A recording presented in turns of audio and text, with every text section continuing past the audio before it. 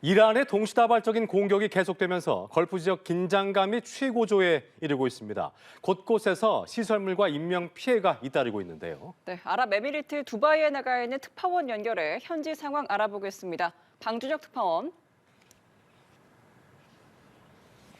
네, 저는 두바이에 나와 있습니다. 이곳 아랍에미리트를 비롯한 걸프 국가 전반에는 이란의 공습이 지금도 계속해서 이어지고 있습니다. 오늘 오전 사우디 국방부는 동부 지역 등으로 날아온 드론과 탄도미사일을 연달아 격추했다고 발표했습니다. 쿠웨이트 군 당국도 남북부 전역에서 드론 여러 대를 격추했다고 밝혔고, 바레인에선 밤사이 주거시설이 폭격을 받아 여성 1명이 숨지고 여러 명이 다쳤습니다. 제가 있는 이곳 두바이에서도 오늘 오전 미사일 경보 문자가 울리는 등 이란의 공습은 계속 이어지고 있습니다.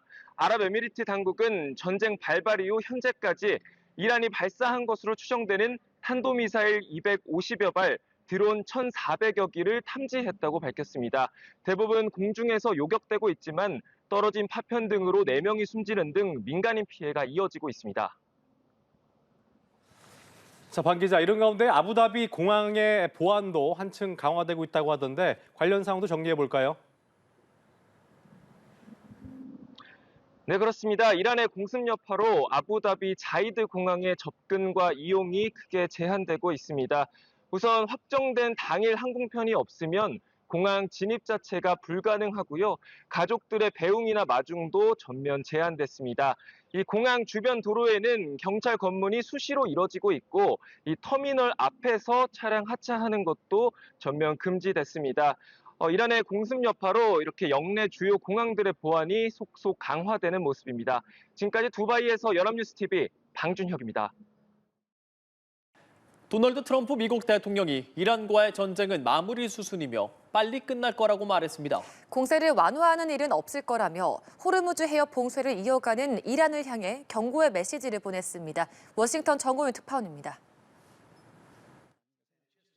당초 4주에서 6주의 시한을 제시했던 트럼프 미국 대통령은 이란과의 전쟁이 매우 빨리 끝날 거라고 밝혔습니다. 이미 이란 미사일 기지 80%를 제거했고 드론들도 격추하고 있다며 전쟁이 끝나면 세계는 훨씬 더 안전해질 거라고 강조했습니다. A lot of work, a lot of brilliant work, but we're going to have a much safer world as soon as it's finished, and it's going to be finished pretty quickly. 이번 전쟁은 몇몇 채 이란 지도부를 제거하기 위한 여정이었다고 설명했습니다. 하메네이를 비롯한 다수의 수뇌부가 미군 공격으로 사망한 상황에서 단기간에 작전이 끝날 것임을 내비친 겁니다.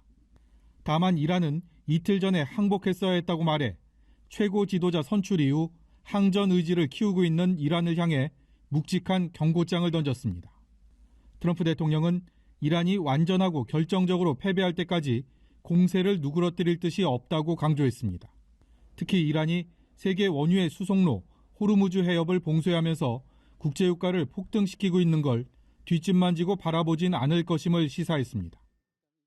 Perhaps go alongside of them for protection. We don't think it'll be necessary if it is.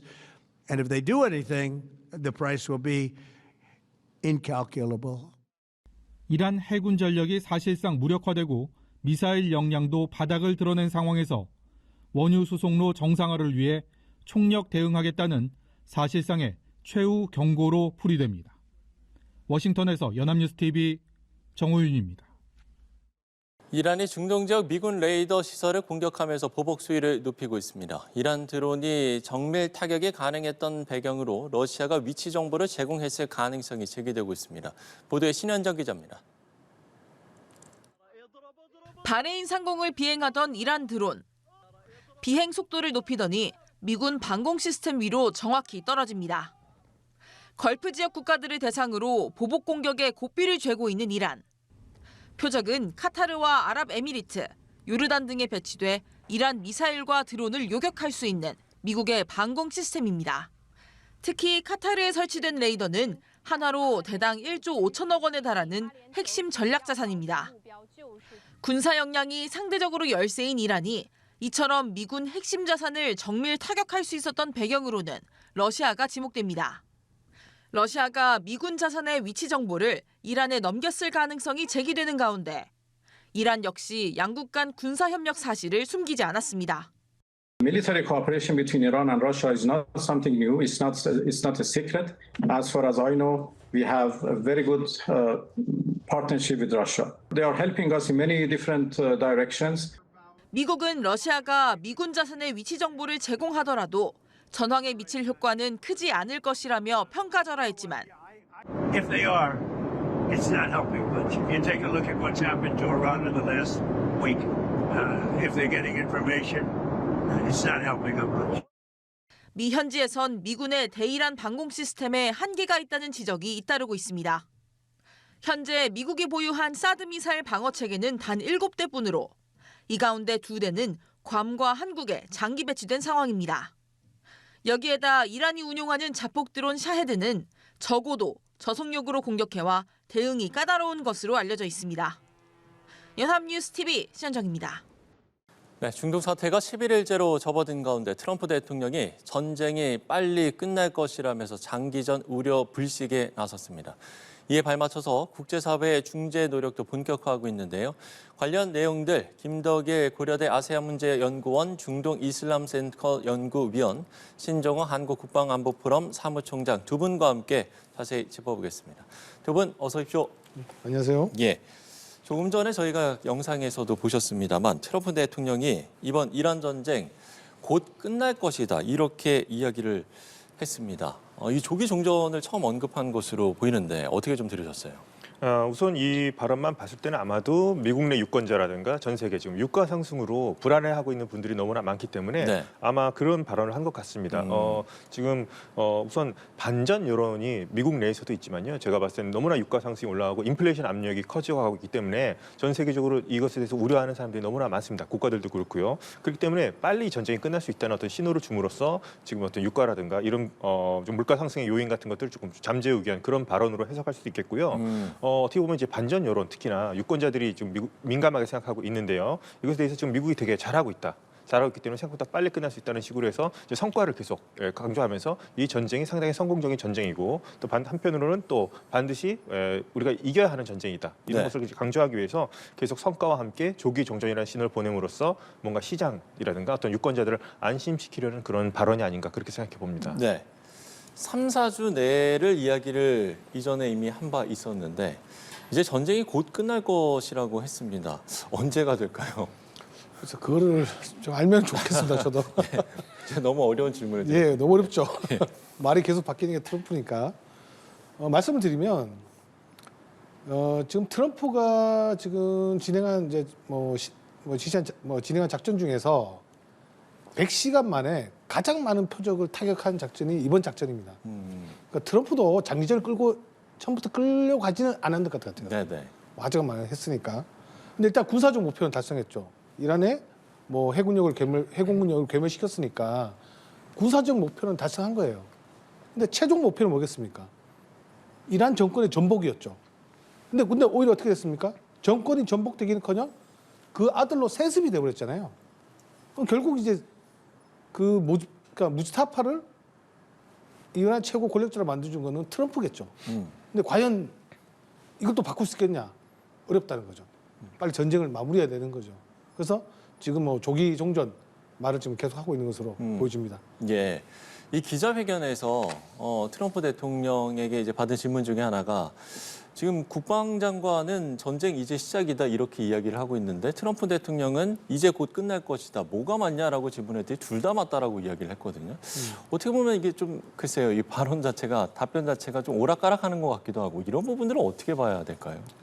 지금 밑에 수뇌부들이 참모진도 힘들 것 같아요. 트럼프의 말을 네. 지금 지상군 투입한다다가 갑자기 이란이 우라늄에서 특수부대를 투입한다 안 한다 그랬다고 계속 말이 바뀌잖아요. 예. 근데 정말 트럼프도 그냥 생각 없이 하는 말들이 몇 개 있습니다. 예를 들어서 지금 이란 초등학교를 오폭한 게 토마호크로 거의 확실히 되고 있거든요. 네네. 근데 기자들이 질문했습니다. 그분에도 질문을 네. 했지요. 토마호크 우리만 쓰는 게 아니야. 다른 나라도 다른 써. 나라도 쓰는데. 그럼 영국이 이란한테 줬다는 겁니까? 그 토마호크 미사일을? 정말 그 말도 안 되는 얘기를 좀 많이 하는데 결국 트럼프도 지금 참모진과 그 트럼프의 말이 엇박자가 나는 것도 네. 지금 원래 계획한 대로 이 전쟁이 흘러가지 않는다. 지금 빨리 그들도 좀 출구를 찾고 있는 걸로 보여집니다. 네. 지금 이제 말씀을 해주셨는데 트럼프 대통령도 이 전쟁이 본인이 생각한 대로 흘러가지 않는다 이렇게 좀 생각을 하고 있다고 봐야 될까요? 이 트럼프 대통령이 좀 오락가락하는 듯한 발언은 어떻게 봐야 되겠습니까? 원래 트럼프 대통령의 이런 발언은 이제 처음은 아닌 것 같고요. 계속 이렇게 하고 있는데 어떻게 보면 이제 트럼프 대통령은 이제 협상 같은 것들을 할 때 좋게 말하면 협상의 달인이라고도 불리기도 하죠. 그래서 네, 그렇죠. 제가 봤을 때는 뭐 특유의 어떻게 보면 트럼프 대통령의 뭐 협상의 기술 중에 하나라고도 볼 수 있을 것 같기도 합니다. 좋게 보자면. 예. 그래서 상대방으로 하여금 이렇게 종잡을 수 없게 하면서 어떤 카드가 나올지에 대해서 상대방을 좀 우왕좌왕하려는 그런 생각도 있지 않을까 그래서 생각해보기도 하고요. 아직 충분하지는 않다고 했는데 뭐 군사 목표 같은 건 상당수 달성했지만 지금 또 이란 내 상황이 또 트럼프 대통령이 원치 않는 상황으로 또 갑자기 또 변한 부분도 있기 때문에 네. 그것에 따라서 말을 바꾸는 측면도 있다고 봅니다. 이를테면 쉽게 뭐 트럼프가 원하는 지도자가 예를 들어서 뭐 모스타바 말고 다른 사람이 뭐 후계자로 확정되고 미국이 원하는 대로 됐더라면은 예를 들어서 트럼프 대통령은 뭐 전쟁을 빨리 무마하면서 이렇게 협상하면서 이렇게 빨리 끝낼 수 있을 텐데 네. 지금 또 계속 새로운 변수가 나오다 보니까 트럼프 대통령도 계속 그것에 맞춰서 말을 발언할 수밖에 없겠고요. 그래서 그 얘기를 이제 종합해 보면 앞뒤 말이 계속 바뀌는 거 아닌가 그렇게 볼 수 있을 것 같습니다. 그래서 뭐 좋게 보자면 트럼프 대통령 특유의 어떤 협상의 기술일 수도 있겠고요. 네. 아니면 그때 뭐 상황에 따라서 너무나도 이번 전쟁 같은 경우에는 하루하루마다 뉴스가 너무나 새로운 뉴스가 나오기 때문에 그것에 따라서 또 어떤 그것을 뭐 진화하거나 또 어떤 뭐 변화하기 위한 그런 발언이라서 종합해 봤을 때 이렇게 말이 많이 일관성이 없는 거 아닌가 이렇게 비춰지는 측면도 저는 있다고 생각합니다. 예, 트럼프 대통령의 발언 한 가지만 더 짚어보면 조기 종식을 이야기를 했는데 지금 모스타바가 선출된 데에 대해서는 실망했다라고 이야기를 했고 적이 완전히 결정적으로 패배할 때까지 공세를 누그러뜨리지 않을 것이다 이렇게 이야기를 했거든요. 조기 종전과 이 부분은 좀 상충되는 것 같기도 하거든요. 그러니까 하메네이가 트럼프는 이번 작전 하메네이 일가를 전부 다 몰살할 줄 생각했을 거예요. 네. 지금 모스타파가 부상을 당했다는 얘기도 있고 모스타파의 가족들은 이미 다 몰살한 걸로 지금 알려지고 있는데요. 이번 작전의 가장 큰 목표는 저거였지 않습니까? 주요 수뇌부를 한순간에 몰살시키는 목적이었잖아요. 하메네이 일가를 다 몰살시켜야 되는 거예요. 네. 결국. 그러면 하메네이를 그러니까 모스타파까지 다 염두에 두는데 모스타파까지 제거를 못한 거죠. 그러니까 이제 결국은 모스타파가 될 것 같으니까 계속 경고성 협박을 하는 거예요.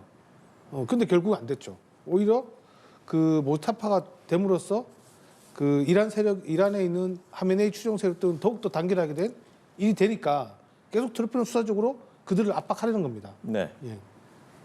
이란의 반응은 전쟁의 끝을 결정하는 건 오히려 우리다. 이렇게 상당히 좀 강경한 입장을 내놨습니다. 일각에서는 트럼프 대통령이 오히려 이런 참수작전을 얘기를 하고 실제 참수작전을 시행하고 했던 이런 부분들이 이란을 더욱더 결집시키는 그런 결과를 낳았다. 이런 또 분석도 있더라고요. 이 분석은 동의하시는지요? 저는 좀 일면 동의하지 않는 부분도 있긴 합니다. 그렇습니까? 왜냐하면 네네. 이제 뭐 이번에 이제 모스타파가 당선된 것을 보게 되면 제가 봤을 때 상당히 좀 정치적인 결정으로 비춰지고요. 원래 네. 전문가 회의에서 뽑을 때는 원래 원칙대로라면은 좀 이슬람 법학자 중에서 좀 종교적인 지식이 높고 좀 평판이 좋고 좀 정통성이 있는 그런 사람이 해야 되는데 예. 그런 기준으로 봤을 때는 좀 못 미치는 사람이 분명하지만 뭐 모스타바가 워낙에 혁명수비대와 관계가 좋고 어떻게 보면 혁명수비대가 어떻게 보면 밀던 후보라고 볼 수 있는 이 사람이 됐기 때문에 제가 봤을 때는 상당히 정치적 입김이 세게 작용했다고 보기도 하겠습니다. 예. 그런데 제가 봤을 때는 뭐 그러니까 모스타바 혁명수비대는 더 결집이 될 수도 있겠는데요.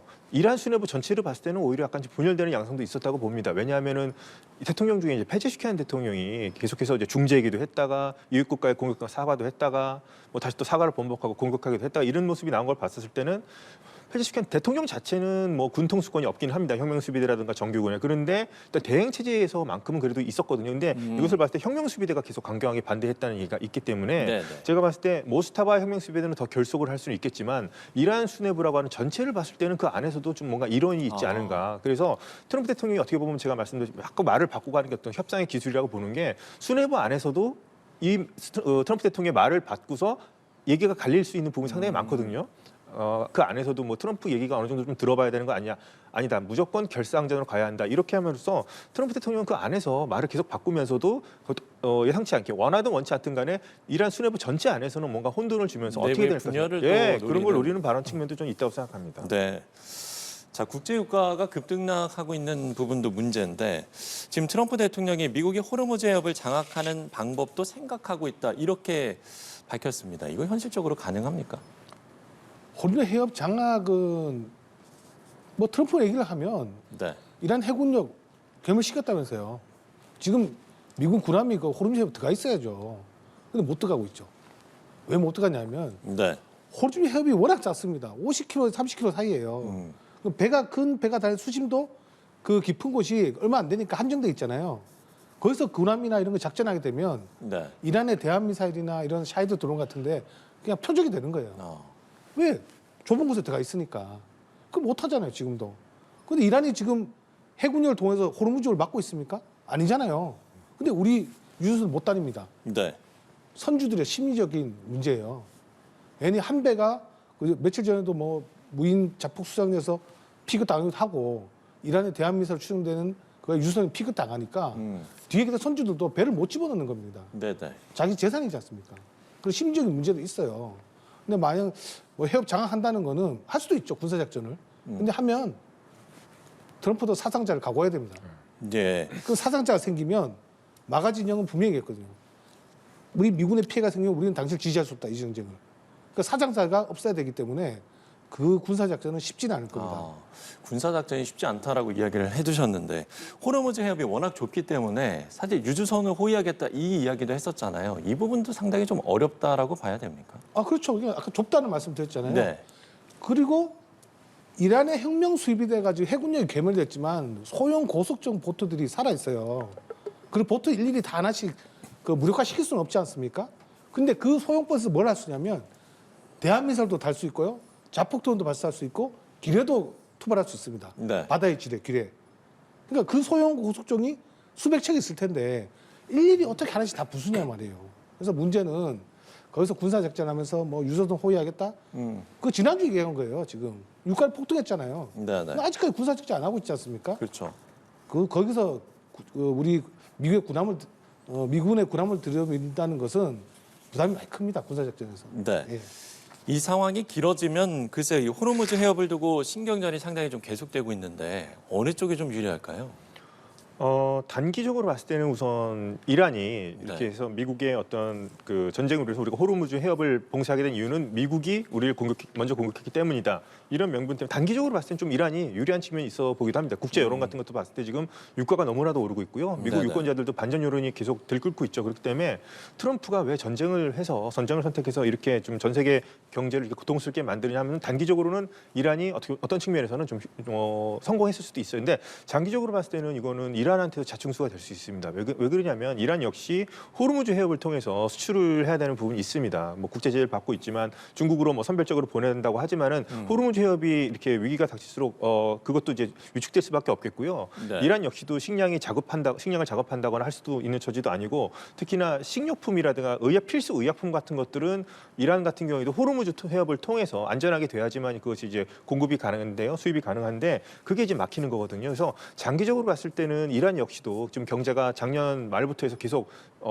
고물가 행진 때문에 지금 그 반정부 시위까지 일어나게 됐는데 네. 지금 좀 전신 상황이고요. 또 호르무즈 해협을 통해서 계속해서 어떤 식료품이라든가 이런 것들이 막히게 된다면 민생 문제가 이제 더욱더 불거지게 될 거고 이란 역시도 상당히 장기적으로 봤을 때는 좀 상당한 불리한 국면에 처할 가능성이 매우 높습니다. 지금.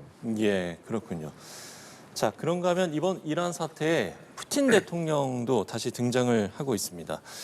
트럼프 대통령과는 1시간가량 전화 통화를 했고 또 이란 전쟁의 외교적 해법을 제시했다라고 밝혔습니다. 1시간 동안 어떤 대화를 했을까요? 일단 푸틴은 네. 이번 전쟁의 가장 큰 수혜자입니다. 우크라이나 전쟁에 국제적 관심을 이란 전쟁으로 돌려버렸잖아요. 네. 결국은. 그 푸틴은 충분히 그럴 좀 영향력 끼칠 수 있습니다. 뭐 러시아와 이란은 기본적으로 전통적인 군사협력 관계거든요. 옛날 우크라이나 전쟁 때 러시아가 좀 어려울 때 그 샤이드 드론을 생산해서 러시아에 그 군사 지원을 한 적도 있거든요. 네네. 그리고 그 샤이드 드론도 러시아의 기술이 좀 적용돼서 이번 이란 전쟁에 투입된 데 더 정확도가 높아졌다는 그 얘기도 있습니다. 결국 뭐냐면 트럼프도 빨리 좀 탈출해야 되는데 푸틴에게 손을 내밀 거죠. 자, 이게 만약에 트럼프의 어려움을 덜어줬을 때 그럼 푸틴도 욕을 할 거예요. 뭘 욕을 할까요? 우크라이나에서 영향을 미칠 수 있죠. 그러니까 어쨌든 제가 어떤 얘기를 나누는지 정확히 알 수는 없지만 네. 어떤 이제 이번에 이란과의 어떤 종전에서 네가 좀 힘을 좀 써달라 푸틴이 뭐 그런 부탁을 좀 했겠죠. 그 어떤 좀 해법을 내놨을지도 궁금하기도 하고 사실 푸틴 대통령은 뭐 말씀을 해주셨습니다만 지금 우방국인 이란에도 또 지지를 보내고 있는 상황인 거잖아요. 푸틴 대통령의 속내는 어떤 건지도 궁금하네요. 우선 이제 뭐 요번에 그 하메네이 아들이 모스타바가 이제 차기 지도자로 이제 확정이 됐을 때 뭐 축하하는 메시지를 보내기도 했죠. 네, 러시아 같은 그렇죠. 경우인데 전통적으로 푸틴뿐만 아니라 러시아는 제국 시절부터 이란 지역에 대한 관심이 상당히 많았습니다. 전통적으로 이제 부동항도 확보해야 되는 목표도 있었겠고요. 네. 러시아 제국 시절에 자신의 영향력을 북부에 넣은 적도 있었고, 뭐 영국과 이제 소련 시절에는 이제 북부와 남부를 분할 통치한 적도 있었기 때문에 러시아는 이란 지역에 대한 관심이 워낙에 많았습니다. 이쪽에 진출하는 꿈을 갖고 있었는데. 특히나 이제 중동의 교두보가 필요한데 얼마 전에 시리아의 아사드 정권이 붕괴가 되면서 러시아가 상당 부분 중동의 교두보가 상실한 상태이기 때문에 이번에 만약에 중재 역할을 맡음으로써 본인이 적극적으로 역할을 한다면 아마도 이란 측에 대해서는 현 체제가 유지된다면 이란 측에 대해서도 어떤 러시아의 군 기지라든가 이런 부분 지금 시리아에서 상실한 러시아의 교두보를 마련하기 위해서 이란을 좀 더 활용할 가능성이 높아질 것 같고요. 네. 또 그런 협력 같은 것들은 훨씬 더 좀 더 깊어지는 양상으로 가지 않을까 생각합니다. 그래서 러시아의 중동의 교두보 아니면 중동에서 러시아의 어떤 영향력을 계속 유지하기 위해서 이란을 계속 밀접하게 밀접하게 다가가는 그런 접근 전략을 쓸 것으로 보입니다. 네. 국제사회 중재 노력도 본격화하고 있는 상황인데 중국과 프랑스, 튀르키예가 지금 이란과 접촉을 하면서 외교적 해법을 모색하고 있습니다. 이란 외무차관도 외교 접촉 사실을 인정을 했는데 지금 이렇게 물밑에서 그러니까 겉으로는 상당히 좀 강경한 입장을 내놓고 있습니다만 물밑에서는 좀 협상이 이루어지고 있는 모습인 것 같거든요. 중국 플러스 튀르키예 힘들잖아요. 이번 중동 전쟁에서 운하도 그래서 유가가 너무 올라가니까. 네. 그럼 이란은 뭐 지금 뭐 혁명 수비대가 지금 강경한 메시지를 해도 계속 이번 전쟁을 끌고 갈 수 있느냐. 뭐 6개월 끌고 자신감 있지만 어제 의미 있는 데이터가 어제 나왔습니다. 지금까지 이란이 드론을 지난 이제 8일까지 평균 하루에 100대 이상을 동원했는데 어제 갑자기 10대로 떨어집니다. 90%가 줄었다는 거죠. 네네. 이란도 지금 보유하고 있는 탄도미사일 드론에 소진을 많이 한 겁니다. 작전 한계점이 점점 다다르고 있는 거예요. 물론 이게 또 다른 대공세를 준비하기 위해서 전력을 아끼는 걸 수 있지만 지금까지 쭉 보면 뭐 드론 2,000개, 3,000개는 우습게 지금 사용했지 않습니까? 너무나 쉽게. 그걸 보면 그 혁명 수비대가 말은 이렇게 하지만 이란 혁명 수비 자체도 지금 무기의 어떤 무기의 소진으로 해서 작전 한계점에 좀 오고 있지 않는가. 그럼 결국 협상에 나서야겠죠. 더 이상 공격할 무기 없어지면. 예. 네. 이 협상이 좀 진행이 잘 되겠습니까? 어떻게 보세요? 지금 트럼프 대통령이라든가 이제 뭐 국방장관 같은 사람들 얘기를 들어보면 우리가 지금 승기를 잡았기 때문에 네. 뭐 협상을 하더라도 그 협상은 뭐 이란의 무조건 항복을 받아내는 협상이어야 한다. 이런 좀 강경한 태도로 나왔고 뭐 우리가 승리를 눈앞에 두는데 이란의 요구 조건을 받을 필요가 없지 않느냐. 아니면 뭐 협상 얘기가 나올 때마다 이미 너무 늦었다. 뭐 이렇게까지 강경하게 얘기하고 있지만 네. 제가 봤을 때 뭐 물밑으로는 어느 정도까지 양보할 수 있는가, 우리 요건을 받을 수 있는가 그런 뭐 물밑으로 접촉은 뭐 제3국을 통해서라도 충분히 의견이 지금 오고 가고 있을 거라고 저는 충분히 예상할 수 있겠고요. 예. 겉으로는 계속 강경 모드로 나갈 겁니다. 트럼프 대통령도 그렇고 지금 뭐 국방장관도 전쟁부 장관 얘기하는 것도 그렇고 이란 자체도 지금 모스타바가 새로 당선된 새로 임명이 되었고 지금 어떻게 보면 애도 기간 중이기 때문에 쉽게 쉽사리 뭔가 뭐 유화책 같은 것을 공개적으로 내놓지 않을 겁니다. 계속해서 강한 모습을 보이면서 이제 물밑 작업으로는 계속해서 어느 정도까지 서로 양보할 수 있는가 받아달라 뭐 이런 얘기는 전 충분히 제3국을 중간자를 통해서 충분히 의견이 오고 갈 수 있다고 전 충분히 생각해 보고 있습니다. 네, 방금 이제 그 얘기를 해주셨으니까 제가 좀 생각이 났던 부분이 어제 이제 나오셨던 전문가분께서 앞으로 이 전쟁의 향방은 모주타바가 이제 어떤 메시지를 내놓을 것인가. 그러니까 뭐 핵 문제라든지 대미 외교 노선에서 어떤 방향으로 나가는 것이 이 부분에 달렸다. 모스타바의 입에 달렸다. 이렇게 이야기를 했었거든요. 그 부분 좀 동의를 하시는요? 예, 맞습니다. 우선 모스타바가 강경파고 아버지보다 네. 더 강경파라고 얘기하는데 우선 첫 나오면서 이미 어떤 발언을 하냐 상당히 중요한데요. 이를테면 최고 지도자 겸 종교 지도자이기 때문에 어떤 기도를 인도한다거나 뭐 어떤 연설한 이런 걸 한번 해야 됩니다. 그랬을 때 첫 의견을 들어보면 대충 방향이 어떻게 갈지 알 수 있을 것 같은데요. 우선 뭐 제가 봤을 때 이제 뭐 아버지도 죽었고 가족들이 많이 죽었기 때문에 뭐 한 인간으로서는 미국과 대화를 하기는 쉽지 않을 것 같지만 그래도 만약에 만약에 지금 이란이 계속 우리가 지금 분리해서 완전히 정말 붕괴 위기까지 몰리게 된다면 미국 요구 조건을 어느 정도 받아야 된다는 얘기가 밑에서도 올라올 수가 있거든요. 핵문 수비대 안에서도 물론 그런 얘기가 있을 수도 있습니다. 그러면 그런 의견을 무시할 수 없겠죠. 그렇다면 모스타바도 어느 정도 핵문 수비대의 의견을 조율해야 되기 때문에 우선 첫 메시지가 상당히 중요하다고 보고요. 거기서 뭐 전향적 자세를 보이느냐, 뭐 미국이 원한다면 우리는 협상할 수 있다. 이 정도만 돼도 저는 어떻게 보면 좀 진전이 있을 것 같은데 결사항전하겠다. 우리가 뭐 순교를 가가면 싸우겠다. 이럴 경우에는 트럼프 대통령도 또 강대강으로 나올 거고요. 해서 그렇게 되면 오히려 장기전으로 가는 신호가 될 수 있기 때문에 좀 안 좋게 될 것 같기도 합니다. 네, 첫 메시지가 상당히 중요합니다. 첫 메시지가 상당히 중요하다. 핵 문제와 대미 외교노선 어떻게 좀 방향을 잡아나갈까요? 뭐 그렇게 지금 핵 무기 자체는 개발을 못하지 않습니까? 결국은 뭐 대미 노선 같은 경우도 지금 투쟁으로 갈 수밖에 없어요. 네. 결사항전. 뭐 지금 뭐 그 하메네이 아버지부터 해서 그 가족이 몰살당한 이제 지도자가 됐지 않습니까? 그리고 어쨌든 복수할 건데 지금은 힘이 없겠죠, 당연히. 근데 이번 전쟁이 끝나고 나서 또 하나의 위협은 계속 옵니다. 위기는 옵니다. 네네. 테러 지수가 무지하게 올라갈 거예요. 테러 지수, 중동에 대한 테러. 그 많은 전문가들이 예상했어요. 이번 전쟁이 나기 전에 전쟁이 끝나고 어떻게 될 것이냐. 이란의 어떤 테러의 수위는 증가할 것이다. 어떻게든. 결국은 지금은 이제 일단 양보를 할 수 있죠. 네. 근데 하지만 미국에 대한 투쟁은 테러로서 끝까지 멈추지 않을 거라고 예상해 볼 수 있을 것 같습니다. 지금 이 의견 동의하시는지요? 예, 저도 상당부 우려하는 부분인데요. 우선 국가 대 국가의 전쟁과 별개로 예를 들어서 이제 이 전쟁 군사작전이 어떻게 결정이 날지 모르겠지만 상당수 이제 시아파에 있는 고위 성직자들이 있지 않습니까? 종교 지도자들이 이것을 가서 지금 하메네이 복수를 해야 되고 뭐 성전이라고 하지 않습니까? 지하드를 얘기를 하면서 뭔가 독려하는 그런 분위기가 있습니다. 이럴 경우에 이란이 직간접적으로 관여할 수도 있겠고요. 관여하지 않더라도 어떤 개인 같은 사람들이 거기에 이제 맹목적으로 그런 믿음을 딱 가진 사람들에 의해선 테러 같은 것들이 뭐 미국이라든가 유럽에서 일어날 가능성은 좀 충분히 있고요. 그 점은 상당히 저도 좀 우려하고 있습니다. 예, 알겠습니다. 다시 현재 상황으로 좀 돌아와서 이스라엘의 이란 석유 저장고 30곳을 무차별 공습하자 미국 행정부 내에서 불만이 터져 나온 것으로 전해지고 있습니다. 이 상황은 좀 어떻게 봐야 되겠습니까? 그 이란의 어떤 목표는 뭐냐면 호르무 해협 봉쇄를 통해서 석유 가격을 올리는 겁니다. 결국. 네. 그래서 세계 경제를 혼란시켜서 전 세계 전쟁에 대한 피로도를 둠으로써 이란이 자기가 유리하고 끌고 가게 한 건데 이스라엘이 오히려 석유시설을 폭격해 버렸어요. 그럼 어떻게 되겠습니까? 또 유가가 불안해지겠죠. 네. 그 트럼프 입장에서는 그게 절대 마음이 용인될 수 없는 거예요. 마음에 들지 않는 거예요. 오히려 자기한테 불리한 거니까. 네타냐후는 틀리죠. 네타냐후는 네. 이스라엘 내부의 전쟁 지지율이 80%까지 있다는 얘기도 있어요. 그러니까 아까 푸틴 말씀드렸잖아요. 이번 중동 전쟁 가장 수혜를 본 사람은 네타냐후, 그다음에 푸틴이 아닐까 생각됩니다. 네. 예. 동의하시는지요? 예, 지금 네타냐후가 지금 총리인데 어떻게 보면 이제 정치적으로 이제 사법 리스크도 있고 했었는데 지금 이란 전쟁을 하면서 사법 리스크가 잠깐 묻힌 측면도 있고요. 이란 지금 정치 내부를 보면 참 특이한 점이 네타냐후 총리 정적이라고 할 수 있는 야권 지도자들까지도 이 전쟁을 지금 지지하고 있습니다. 이란에서만큼은 절대 우리가 물러서는 안 되고 체제를 무너뜨리는 데까지 가야 된다는 입장은 여야가 지금 똑같은 모습으로 지금 싸우고 있는 모습을 볼 수 있겠고요.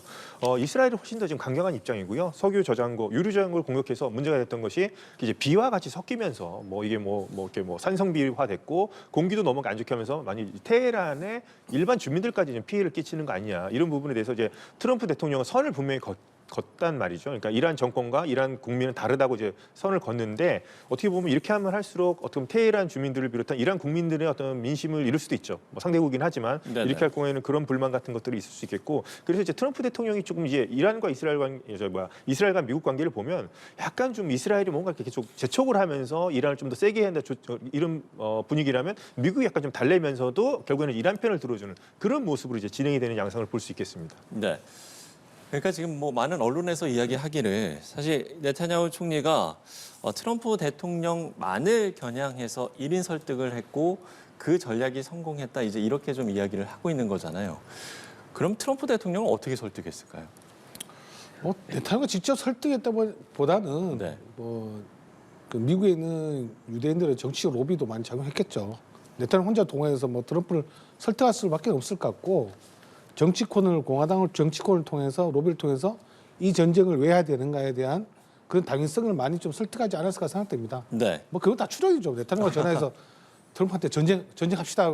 좋아. 이렇게 하진 않았을 거예요. 아마 전쟁에 의해서 워낙 많은 조건들이 필요하고 동의를 받아야 하는 부분들이 많기 때문에 이 전쟁의 준비는 오래전부터 계획됐다고 하지 않습니까? 뭐 이스라엘이 정말 했다면 아마 그동안 끊임없이 정치권 로비를 통해서 트럼프를 좀 설득을 했겠죠. 네. 예. 물론 뭐 말씀해 주신 대로 어떤 추측의 영역이기도 하고요.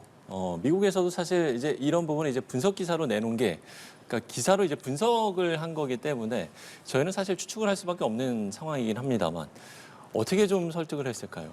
만약에 이게 사실이라고 한다면. 네타냐후 총리 같은 경우에는 미국과 이란 간의 핵 협상이 계속 이루어지는 와중에 네네. 중간에 이제 백악관을 이제 방문하면서 어떻게 보면 이제 뭐 브리핑을 했다는 얘기가 있습니다. 우리가 작전 계획을 우리가 갖고 있는데 이대로 하면 된다. 이런 식으로 하면서 계속 이제 설득을 했다는 쪽으로, 그러니까 전쟁을 계속 해야 된다는, 이란과 협상하면 안 되고 속으면 안 되고 저거 시간 끄는 전략이라 이렇게 얘기를 했다는 것도 있고, 둘 사이에 어떤 접점이 워낙에 둘 개인적으로도 뭐 친분이 있기도 하지만 제가 이제 눈여겨보는 것은 트럼프 사회자 제라드 쿠시너라고 있지 않습니까? 제라드 쿠시너가 또 네타냐후와 엄청 친한 집안입니다. 그래서 뭐 네타냐후가 미국에 오면은 제라드 쿠시너 집에서 머물고 했다는 그런 얘기가 있을 정도로 해서 제라드 쿠시너가 아마 중간 역할 같은 거 좀 했을 얘기가 충분히 있고요. 그만큼 뭐 미국과 이스라엘 간에는 서로 겉으로 보기에는 삐걱거리는 부분도 있지만은 미국은 언제나 보면 결과적으로 보면 이스라엘한테는 뭐 아낌없이 주는 나무 같은 역할을 해왔죠.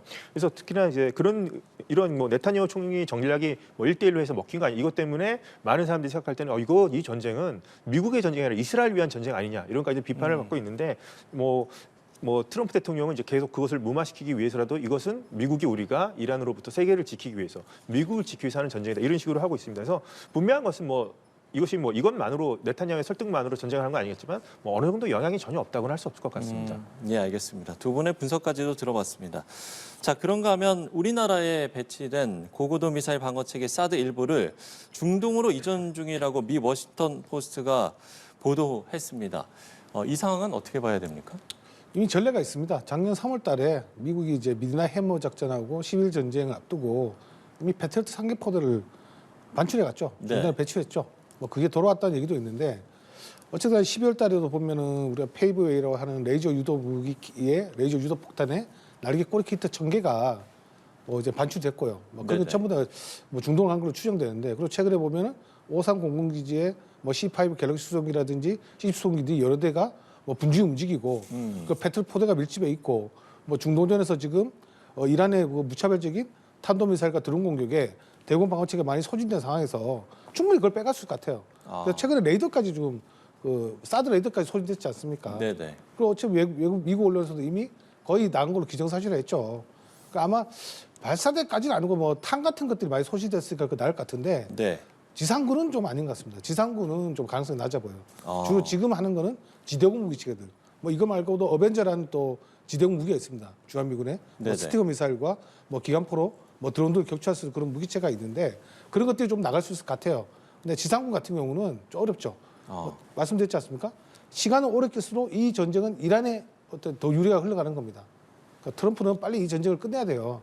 그렇기 때문에 지상군 투입까지는 다소 어렵기 때문에 지상군 병력이 차출되어서 중동으로 갈 가능성은 낮다고 보여집니다. 그러니까 지금 말씀은 그 트럼프 대통령이 이란 내에 지상군 투입하는 그 부분도 가능성이 낮다라고 보시는 거고, 또 마찬가지로 주한미군 병력 차출 가능성도 낮다라고 두 가지 다 가능성이 낮다라고 보시는 건가요? 예, 그렇죠. 왜냐하면 지상군을 투입을 나는데 주한미군 지상군을 뺄 필요는 없잖아요. 네. 그러니까 대부분이 지금 방어무기 체계들 위주로만 반출되고 있는 것으로 보여집니다.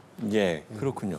한 가지만 그럼 덧붙여서 좀 질문을 드려보면은 사실 그 지상군을 전격적으로 투입을 하지 않더라도 이란의 그 고농축 우라늄을 확보하기 위해서 특수부대를 투입하겠다 이런 거를 고려하겠다 이런 좀 보도들도 나왔었잖아요. 이 가능성도 아예 없다라고 보시는 거죠? 일단 트럼프가 아니라고 했으니까 미국이 할랜데 안 할래라고 했으니까 안 할 건데 설명을 드릴게요. 다시 한번 말합니다.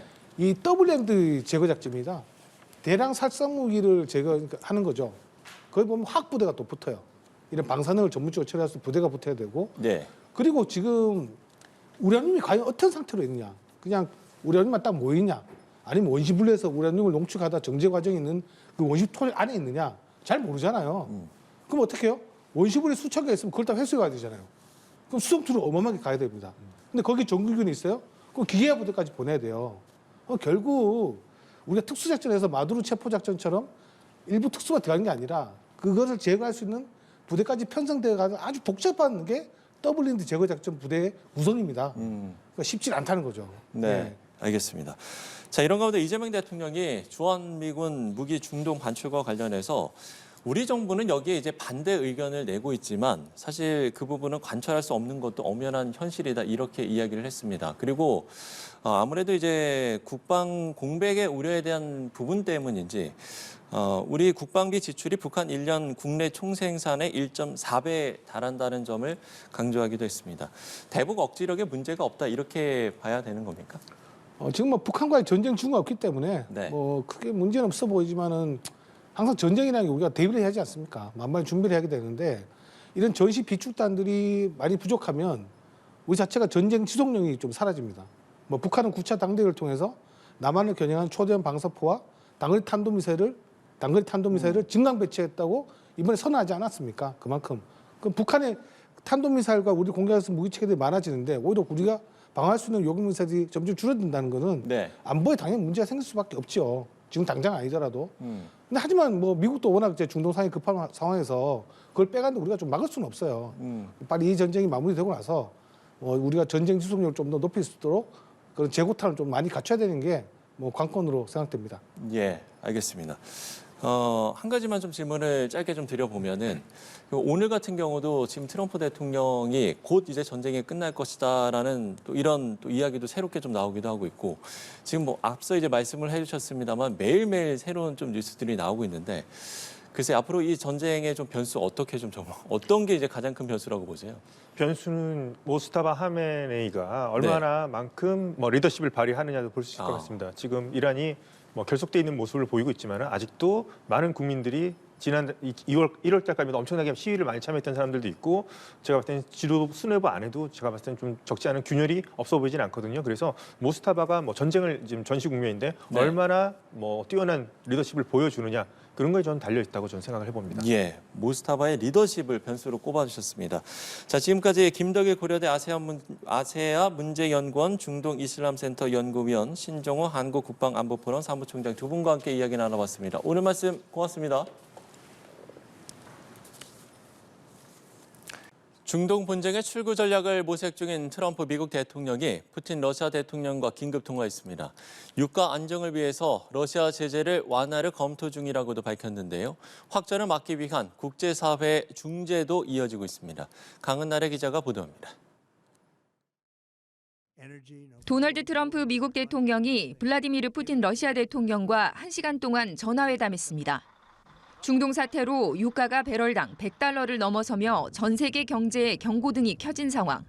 러시아 관영 타스 통신은 이번 통화가 미국 제안으로 성사됐으며 매우 실무적이고 솔직한 대화가 오갔다고 전했습니다. 푸틴 대통령은 이란 분쟁 종식을 위한 구체적 해법을 제시하며 사실상 중재자를 자처했습니다. 트럼프 대통령도 매우 건설적인 대화였다고 평가했습니다. 통화 후 열린 기자회견에서 러시아산 원유 제재 완화 카드를 꺼냈습니다. We're also waiving certain oil-related sanctions to reduce prices. So we have sanctions on some countries. We're going to take those sanctions off till this straightens out. 인도의 러시아산 원유 구매를 허용한 데 이어 추가 완화 가능성을 공식화했습니다. 유가 폭등과 고물가 난제를 타개하기 위해 러시아의 에너지 돈줄을 임시로 풀어줄 수 있다는 겁니다. 중동 평화를 지렛대 삼아서 우크라이나전 종결까지 끌어내려는 이른바 빅딜로도 읽힙니다. We obviously talked then about the Middle East, and he wants to be helpful. I said you could be more helpful by getting the Ukraine-Russia war over with. That would be more helpful.